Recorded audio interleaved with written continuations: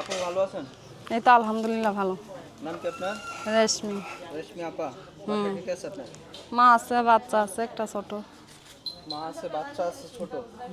প্রতিবেদনে কেন আসছেন? আইসি খুব কষ্ট করে, কি করব ভাই? কিসের কষ্ট? সব দিক দিয়ে কষ্ট। যার স্বামী নাই তার দুনিয়া কিছুই নেই। স্বামী নাই? না, স্বামী কই আপনার? মারা গেছে। প্রতিবেদনে কি চাচ্ছেন?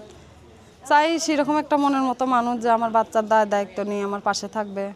আমি সেরকম একটা মানুষ পাইলে বিয়ে শাদী করবো, এই আশা আছে। মানুষ হলে বিয়ে শাদী করবেন? হ্যাঁ, এখন এই যে বিয়ে শাদীর লেগে আসছেন, বিয়ে শাদী করা যাচ্ছে কিন্তু আসলে দেখি যদি মনের মতো হয় তো করবোই তো ভাই, করার জন্যই তো আইসি। সারা পাওয়ার জন্য আসছেন? হুম এই যে প্রতিবেদনে আসছেন মনে মানুষের জন্য। হুম এখন দেশি প্রবাসী কেমন ছেলে পছন্দ? এক দেশই হইলেই হইল।